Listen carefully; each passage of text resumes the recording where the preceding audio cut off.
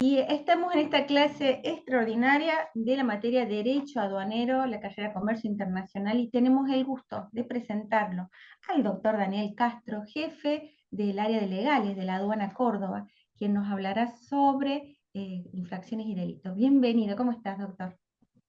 Hola, buen día a todos. Muchas gracias. No, gracias a usted por venir. Doctor, Perfecto. desde la aduana, a mí me interesa mucho la mirada de la aduana con respecto a las infracciones y delitos y transmitirle a los alumnos la importancia de los conocimientos de esto, porque ellos van a ser los asesores de las empresas. Así que lo escuchamos, vamos a poner mute, así lo podemos escuchar. Bueno, muy bien. Espero confirmar que me estén escuchando bien. Asumo que sí. Eh, Primero que todo, agradecer a la universidad la invitación y a la profe la invitación. La verdad que es una instancia que desde la organización, desde la aduana, nos interesa mucho la vinculación con la sociedad y con los medios académicos, justamente por lo que usted comentaba, el hecho de mientras más sepamos y más conocimiento tengamos, también hay más conciencia tributaria y del cumplimiento de la normativa. Puntualmente en el tema de lo que es el mundo de los delitos y de las infracciones aduaneras, podríamos hacer un, un- una rápida evaluación del marco normativo. Lo que es comercio internacional está básicamente arreglado por una norma, que es la norma madre, que es la 22.415, el Código Aduanero, y una serie de decretos, resoluciones, disposiciones y normativas administrativas que lo complementan, que lo actualizan, que van generando todo un marco normativo que regula la cuestión. Lo que, lo que podría compartirles es, la norma es muy clara en el deber ser, lo que hay que hacer, cuál es la conducta esperada que un operador de comercio exterior lícito tenga. El código y la normativa me dice qué son mercaderías, cuáles son los sujetos que participan, las responsabilidades de cada uno, establece la carga, la determinación tributaria, tanto de la importación como la exportación, y establece también las formas en las que puedo realizar una importación y una exportación de mercaderías, establece los regímenes especiales, y una vez que el código en algún punto hace como una especie de catálogo de todo eso, ese elemento de fondo y conceptual. Luego, un poco nos dice qué va a pasar si nuestra conducta no se ajusta a lo que la normativa espera, a lo que está reglado por la ley. Entonces, hace una evaluación sobre la posibilidad de que ante una inconducta, ante una no ajuste de lo que es esperable jurídicamente, establece o amenaza sanciones para disuadir y convencer sobre el cumplimiento de la normativa aduanera en este caso. Podríamos decir que en el mundo del comercio exterior o del régimen penal aduanero hay como dos campos, dos mundos, el mundo de los delitos y el mundo de las infracciones aduaneras, que tienen elementos en común. Ambos tienen en común el hecho de que son inobservancias, es decir, nos encontramos con una conducta que se apartó de lo que era esperable, de lo que la normativa indicaba. Y ahí es donde los que trabajamos en el servicio de aduana, en la parte jurídica, desarrollamos nuestra principal actividad, que es poder identificar si esa conducta que estamos observando se apartó de la norma y por qué se apartó. Ahí aparece una primera distinción. Si podemos concluir que el operador de comercio exterior o la empresa o el despachante o el agente de transporte eh, no cumplió con la norma, teniendo en su forma de actuar una conducta negligente o imprudente, es decir, cometió un error, inobservó por desconocimiento técnico, por no estar actualizado, por no haber comprendido, por haber tenido algún error o alguna inconsistencia vinculada a su conocimiento técnico, podríamos decir que estamos abriendo la puerta a una infracción aduanera. Hay una inobservancia Si tuviéramos la facu de Derecho diríamos actuó de manera culposa, negligente o imprudente, se apartó de lo que la norma esperaba que hiciéramos. Eso en principio abre la puerta a la posible comisión de una infracción aduanera. Mientras que si ese apartamiento del deber ser normativo estuvo meditado, estuvo analizado, se eh, puede concluir mediante pruebas que la persona entendió perfectamente lo que tenía que hacer y eligió voluntariamente apartarse, elige, decide, actúa, se llama en derecho con dolo. Quiere voluntariamente incumplir con lo que la norma espera que él haga por algún interés, por pagar menos impuestos, por evadir alguna autorización, por recibir algún tipo de beneficio económico, por ejemplo, diremos entonces que el apartamiento fue, en términos subjetivos, doloso y abriríamos la puerta al mundo de los delitos aduaneros. Eh, la diferencia entre una infracción y un delito es enorme porque lo que normalmente se asocia como consecuencia del cumplimiento de caer en una infracción es normalmente el pago de una multa. Es decir, las sanciones pecuniarias se pagan multas que están valuadas, teniendo en cuenta la naturaleza, circunstancia, gravedad y antecedentes del operador. Tendremos multas bajas o multas mínimas a multas máximas, teniendo en cuenta esos conceptos, y en algunas ocasiones, además de la multa, se asocia también como elemento sancionatorio el comiso de la mercadería. Es decir, en aquellos casos en donde la mercadería objeto de la infracción, por ejemplo, es mercadería prohibida o mercadería que no debería ser admitida para circular en el mercado, además de cobrarle una multa al infractor, se le va a comisar la mercadería, una medida sancionatoria en donde pierde la propiedad y la mercadería pasa a ser propiedad del Estado, que la dispone de alguna manera, teniendo en cuenta la naturaleza de la mercadería. Va a proceder a la venta por subasta de la mercadería si no fuera prohibida, va a proceder a la donación o a la destrucción conforme a la característica de la mercadería.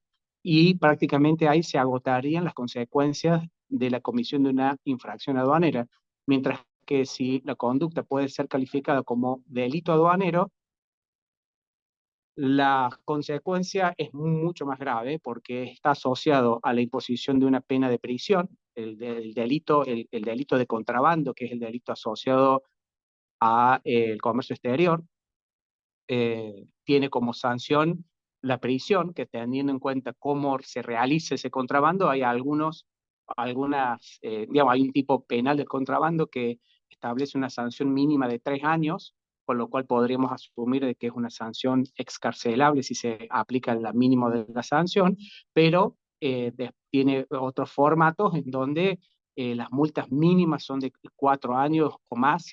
Entonces, normalmente se asocia a quien es encontrado penalmente responsable del delito de contrabando a prisión efectiva, pérdida de la libertad, a lo cual se suma como sanción complementaria multas muy altas, de al menos 4 veces el valor de la mercadería objeto del contrabando.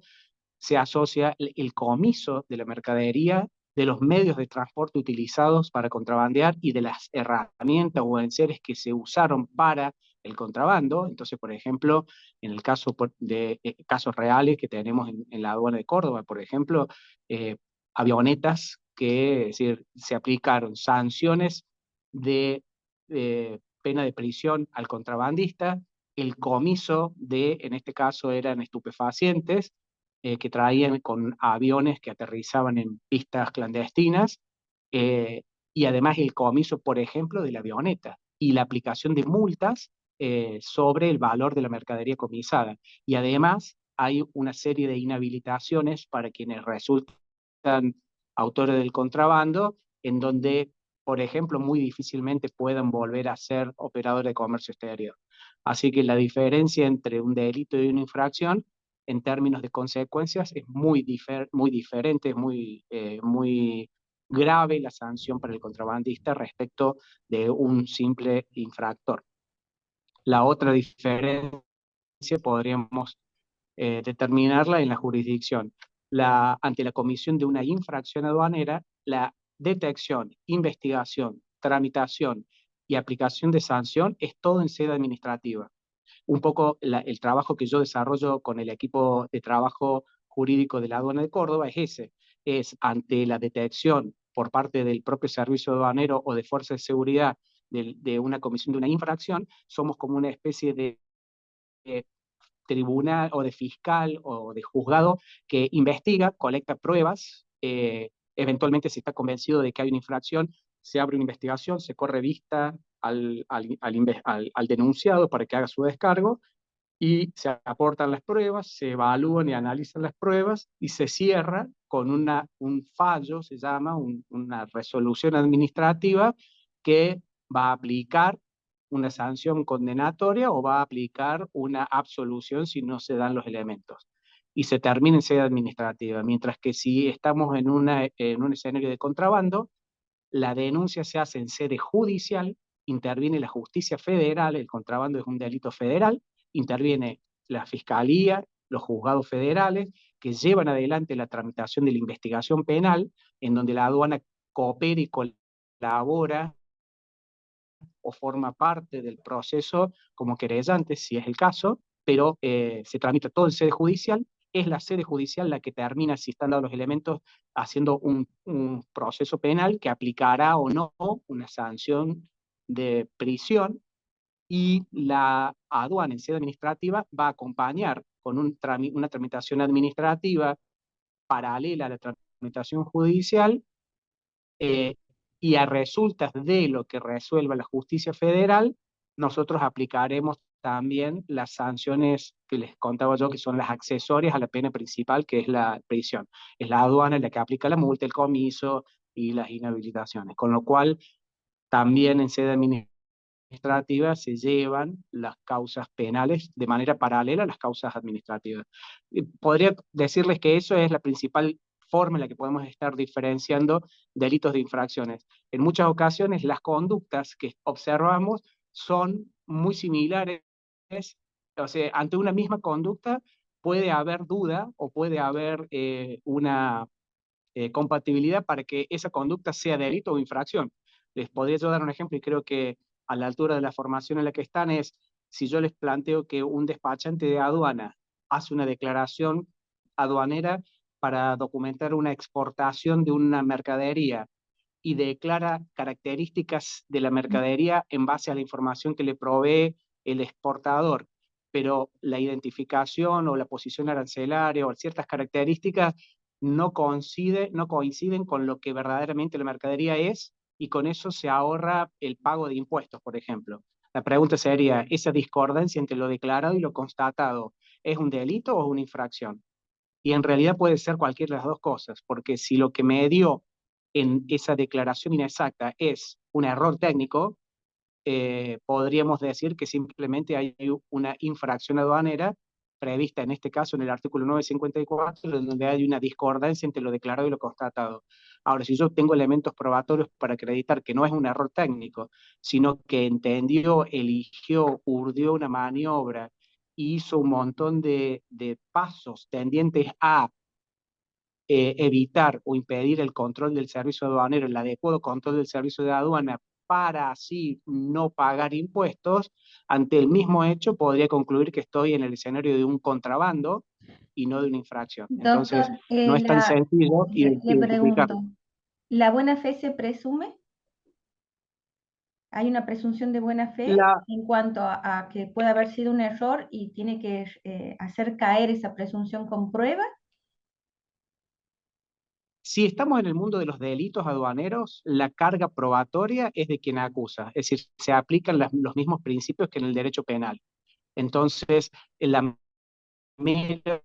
si el abogado defensor puede filtrar, digamos, como estrategia defensiva, una duda o puede filtrar algún elemento que haga que no se arribe con grado de certeza sobre el hecho y la responsabilidad y la participación del denunciado, será un elemento suficiente para establecer de que no estamos, o sea, no se darían los elementos suficientes para poder condenar. Pero en el mundo de las infracciones aduaneras es justo al revés. La normativa establece en este caso que como las infracciones en general aduaneras son culposas, es decir, con el mero apartamiento del deber ser normativo, con el mero incumplimiento de lo que la norma establece, ya se entiende configurado y hay una inversión de la carga probatoria. Es el administrado el que debe probar que no incumplió con la norma o eventualmente que tiene una causa de justificación que haga, que sea válida para entender de que ese apartamiento de la norma no le resulta imputable a él. Entonces, suelen las defensas plantear en sede administrativa ante infracciones la buena fe, lo cual no puede ser un simple dicho, no puede ser simplemente un dicho como de estrategia defensiva, debe estar en algún punto fundado. Eh, Diría que no es un argumento sólido para trabajar en sede administrativa si el único elemento que tiene la defensa es la buena fe, en principio está en problemas si es el único elemento defensivo. Podría yo contar que hay situaciones en donde hay un incumplimiento.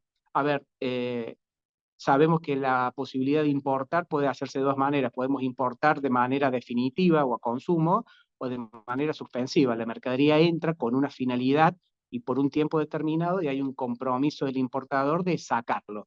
Ejemplo, una empresa, un equipo de autos de carrera viene a correr una carrera, viene a correr el Mundial de Rally y trae autos, no hace un despacho de importación a consumo, no paga impuestos, porque dice voy a ir a correr un evento deportivo. Entonces importa temporalmente sus contenedores, sus herramientas, sus autos y se compromete a sacarlos en el mismo estado que estaban. Eso hace que no pague impuestos, que no se le apliquen ciertas prohibiciones que se le aplicarían si la mercadería viniera definitivamente. ¿Qué pasa si se vence ese tiempo? Es decir, la aduana le dio un mes para que esos vehículos y ese equipo esté acá y pasa más de un mes y no se vale, no se cancela en infracción. Entonces, el mero hecho del vencimiento del plazo en ese caso ya actualiza la infracción. Ahora, ¿qué puede pasar? Bueno, que la defensa me diga, mira, se me venció, es cierto que se venció el plazo, ¿no? Pero se me venció el plazo porque ocurrió un hecho fortuito que no pude prever ni evitar. El vehículo tuvo un accidente, se desbarrancó, se prendió fuego y se quemó. Entonces ahí está quemado, ahí están los restos. No es que incumplí con el plazo para sacar el vehículo porque quise, porque fui decidioso, porque fui imprudente o negligente en el cuidado del plazo, sino porque ocurrió un evento que me había comprometido. Entonces, en ese caso, ahí tengo un argumento que, si bien se ha configurado la infracción, es una causal para la no punibilidad, digamos, y la norma así lo prevé. Doy un ejemplo, de estos podría haber varios. Sí, sí, Hay excelente. algunos que por la característica técnica de lo que nos pide la norma hacer, es difícil entender de ocasión, pero bueno, hace que no se aplique la sanción. Eh, Excelente. En el no, tema del ámbito administrativo, sí, para que les cuente a los chicos, ¿pueden ir sin sí. abogado a hacer el descargo? No, la normativa en sede administrativa, yo les podría decir que, digamos, teniendo en cuenta cuál es el objetivo de la charla, que es tener elementos básicos para no ser abogado defensor, pero sí para poder tener conocimiento sobre cómo auditar eventualmente a un abogado que ustedes contraten para que los asista en alguna cuestión judicial en la aduana, les podría decir esto: el procedimiento administrativo que prevé el código para las infracciones tiene algunos elementos que hacen a la formalidad y validez del ejercicio de la defensa. Uno es que deben presentarse en sede administrativa el imputado a título personal, ¿bien? O lo puede hacer a través de un apoderado. Ahí, si una persona que está siendo denunciada por la aduana va a hacer un descargo, ese descargo es por escrito en la oficina de la aduana que le realizó la imputación y eventualmente le corrió vista, y debe hacerlo a título personal, es decir, debe presentarse él y firmar él la documentación en la que se hace su defensa, y si elige hacerlo por un representante, tiene que ser un abogado que acredite esa representación. O en el caso de que sea una persona jurídica, es decir, no sé, el denunciado es Volkswagen Argentina, evidentemente que el que se presente va a tener que acreditar que es el representante legal de la empresa. ¿Cuál es la consecuencia de no acreditar la representación que yo estoy diciendo? La aduana le va a intimar, le va a decir, mire, usted dice ser presidente o dice representar a tal empresa, o usted como abogado dice representar a tal persona, pero no lo está acreditando. Le van a dar un plazo de 10 días para presentar esa documentación. Si no la presenta, la consecuencia va a ser que se va a tener como no presentada la defensa. O sea, que tiene una consecuencia grave. Otro elemento formal es la constitución de domicilio.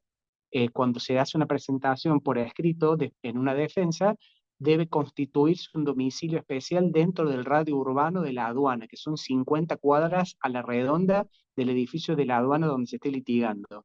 El omitir la constitución de domicilio va a tener como consecuencia que la aduana lo intime para que constituya ese domicilio en el radio urbano, y el no cumplimiento de esa intimación tiene como consecuencia no el hecho de darle trámite al expediente, se le va a dar trámite, pero se va a considerar que el domicilio constituido es en los propios estrados de la aduana.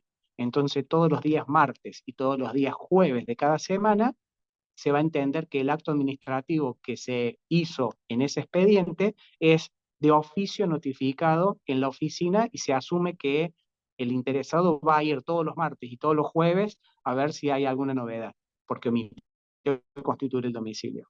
El otro elemento, que es lo que me preguntaba Ana, era qué pasa, ¿hay que ir con abogado o no?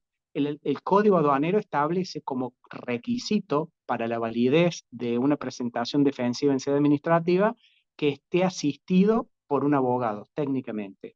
Este requisito, los autores nos invitan a pensar que no es una obligación, sino un derecho.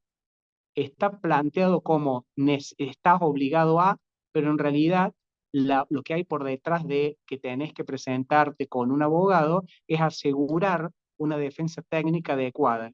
Muchas veces, lo hemos visto, los imputados, o por ahorrarse el pago de un defensor, o por asumir de que tienen el conocimiento para hacerlo, intentan hacer un descargo de manera autónoma, sin el asesoramiento de un abogado. Eso tiene, técnicamente, no tiene consecuencias. Yo como, digamos, como parte del tribunal, si se quiere, que lleva adelante los expedientes, no puedo no hacerle lugar a la defensa si falta la presentación de un abogado. Se le hace saber que tiene que constituirse con una defensa técnica, y que en el caso de no hacerlo, asume él personalmente los errores técnicos que pueden involucrarse. Hemos visto, son casos reales, de gente que hace su propia defensa sin el asesoramiento y hasta se autoincrimina o reconoce hechos que luego le resultan adversos al momento del análisis técnico. Entonces, volviendo, ¿el código dice que tiene que comparecer un abogado? Sí. ¿Hay alguna consecuencia si yo hago un descargo sin abogado? Solo que la aduana te va a avisar de que tenés que hacerlo con un abogado, pero no tiene una consecuencia secundaria como es en los otros casos de los incumplimientos formales. Acá es, listo, yo avisé de que debías presentarte con una defensa técnica. Luego, si te comiste un plazo, si te autoincriminaste, si no pudiste ejercer tu derecho de defensa por desconocimiento técnico, es una situación que deberá asumir el administrado, habiendo sido avisado de que tenía derecho, deber de ser asistido por un técnico jurídico. Ahí le hago un ejemplo a los chicos, de golpe en una infracción que es objetiva, dicen, sí pasó, pero lo que pasó fue, ya se culparon. Ya está. Es decir, Claro, empezó por bueno, el eso sí, ya está. tal cual. Eso que trae Ana es muy habitual. eh, es muy habitual. Esto también depende mucho, y acá es contarles de también un poco de el ambiente cultural, cómo cambia en las aduanas según los lugares. Por ejemplo, en la aduana de Córdoba podríamos decir que es una aduana de alta litigiosidad. Está en una ciudad donde hay muchos profesionales que saben del tema, que ofrecen servicios de asesoramiento jurídico en comercio exterior. Entonces, acá, y aparte nuestros infractores, normalmente son empresas grandes que tienen estudios jurídicos que los asesoran, entonces es muy normal. Nosotros tenemos un nivel de litigiosidad alto, es decir, ante la denuncia de la posible comisión de una infracción, es normal que se presenten con abogados que hagan defensas sólidas, escritos muy bien trabajados, desde con cita jurisprudencial fuerte, y hay otras aduanas más chicas, en ciudades más pequeñas, en donde la oferta de los abogados es menor, empresas más pequeñas que a lo mejor en sus presupuestos no les resulta tan fácil tener la posibilidad de pagar abogados, y entonces es menor la litigiosidad, suele ser más light, digamos, el ejercicio de la defensa, o inclusive gente que se presente y escribe a su leal saber y entender, y pasa esto que dice Ana muchas veces, que te dicen que arrancan diciendo, reconociendo el hecho, y después te llenan de páginas diciendo Que por no. qué lo hizo, pero la clave estuvo es que reconoció el hecho y entonces prácticamente se autoincriminó. El doctor, quedan 9 minutos, porque como Zoom tiene Bien, hasta 40. En cuanto a la doble bien. jurisdicción, para ir cerrando, que si un caso condenan Sí. de un lado y liberan del otro, ¿cómo así les explica a los chicos lo de la doble jurisdicción? En cuanto La a doble jurisdicción está, sí, la doble jurisdicción está un poco vinculada a lo que recién contábamos, de que en el caso de un delito de contrabando hay una tramitación en paralelo. Se hace la denuncia en sede penal y se tramita en sede penal, en donde una vez que la aduana denuncia, deja de tener autoridad sobre esa denuncia, a menos que luego comparezca como querellante y que se la acepte. Pero si no se da ese escenario, la aduana o las fuerzas de seguridad que detectan un contrabando hacen la denuncia, y a partir de ese momento toma como una autonomía, si se quiere, la causa, y lo administra el sede judicial, y la aduana lo que hace es apertura un sumario administrativo, decíamos, paralelo, que vamos incorporando los elementos que están en la causa judicial más elementos administrativos y se lleva en paralelo. ¿Cuál es el objetivo? Si en sede judicial se termina el procedimiento, el proceso con una condena, un fallo condenatorio, se trae a la sede administrativa esa copia del fallo condenatorio en sede penal, y se aplica en sede administrativa las sanciones accesorias a la pena principal, que es la prisión. Históricamente se daba que esa tramitación en paralelo podía llegar a pasar que en sede penal son procesos más largos en el tiempo, y a lo mejor, eh,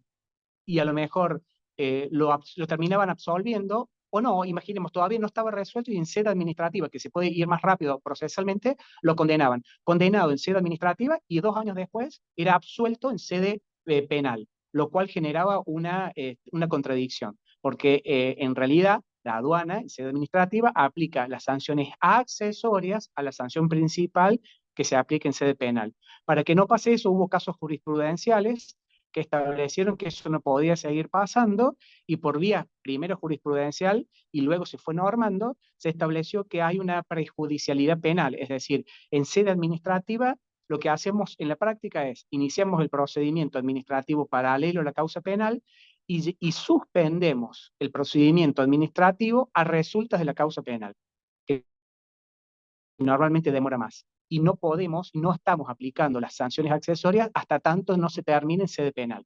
Se es, suspende la actuación administrativa, y cuando se resuelve en sede penal, obtenemos el reflejo de lo que pasó en sede penal, lo incorporamos en sede administrativa y fallamos en el mismo sentido que falla la sede penal. Si la sede penal absuelve, nosotros absolvemos, o si la causal de absolución en sede penal fue que no se demostró el dolo, ¿se acuerdan que arrancamos hablando de eso? Es decir, hubo un apartamiento de lo que esperábamos, sí. ¿Fue doloso? No se probó. Entonces no hay contrabando, pero sí hay un apartamiento. Lo que hago en sede administrativa no es absolverlo del contrabando, sino recaratulo la causa y la tramito como una infracción aduanera, si es que no está prescrito, ¿verdad? Porque son distintos los plazos de prescripción. Y entonces termino mi sumario en sede administrativa como una infracción. Si en sede penal lo absuelven porque dicen no existió el hecho, no hay nada, obviamente que lo tengo que absorber en sede administrativa, y si en sede penal lo condenan, traemos ese fallo y se aplica en sede administrativa un fallo aplicando las sanciones accesorias que establece la normativa. Última pregunta, porque nos quedan 4 minutos. Contrabando menor, doctor, lo vamos a aprovechar al máximo. Dale. Sería. Contrabando menor es una figura, es un Frankenstein, porque yo les arranqué charlando diciendo que hay como dos mundos, el mundo de los delitos y el mundo de las infracciones. Podríamos decir que el 947 es un delito que se autopercibe infracción, para usar un término ahora. Es como un intermedio. ¿Dónde estamos? Habrá el 947 técnicamente se llama infracción aduanera de contrabando menor. Ahí está esa contradicción entre lo que yo les dije al inicio y ahora. ¿Cómo? Si me dijiste que eran o infracciones o delitos y ahora me decís que hay una infracción aduanera de contrabando menor. Sí. ¿Cuándo se da esto? Se da cuando una persona realiza una acción que actualiza un tipo penal de contrabando, es decir, impide dolosamente el control del servicio aduanero en alguno de los artículos del Código Penal, del artículo del Código de Contrabando, dice, bueno, esta persona hizo un contrabando, realizó un contrabando hecho y derecho. Solo que, dado que el monto el valor de la mercadería en la que se involucró no supera los 500.000 pesos, que ahora la verdad que ha quedado bastante desactualizado con toda la movida que tenemos. Antes era un monto importante, fue 5.000 pesos, de 5.000 se pasó a 100.000, de 100.000 a 500.000, y si me apuran hoy, en comercio exterior, por el tipo de cambio, 500.000 es un monto, ha quedado bajo, pero entonces si yo contrabandeo, impido o dificulto el control del servicio de aduana, genero un contrabando doloso, la aduana valora la mercadería que fue objeto de contrabando y el monto es menor a 500.000, aun cuando estoy en un contrabando, no tiene sentido activar toda esa doble jurisdicción, hacer denuncia penal, tramitación en sede judicial, tramitación en sede administrativa. Entonces el 947 me dice, tramite ese delito de contrabando como si fuera una infracción, solo en sede administrativa, no haga denuncia penal, tramítelo todo en sede administrativa y la sanción será multa más comiso. Es decir, se lleva ese contrabando, se lo asimila a una infracción y se tramita como una infracción. Hay mucho para hablar de esto Sí, porque hay que ver en excelente, qué doctor. condiciones y La cómo se da, verdad pero que esa es la base. un lujo tenerlo. Lo vamos a volver a invitar. Si nos autoriza, lo vamos a volver porque verdad que uno también hay que ver ese mundo desde la mirada de ustedes para que vean que es importante y que los chicos asesoren bien a sus clientes que no es viveza criolla, sino que efectivamente van presos. Así que lo comprometo para la próxima. Le agradecemos su tiempo, porque sabemos que está full trabajando, y es importante transmitir estos conceptos a los futuros licenciados en comercio internacional. Muchísimas gracias, doctor. Gracias a ustedes y éxito para todos los profesionales.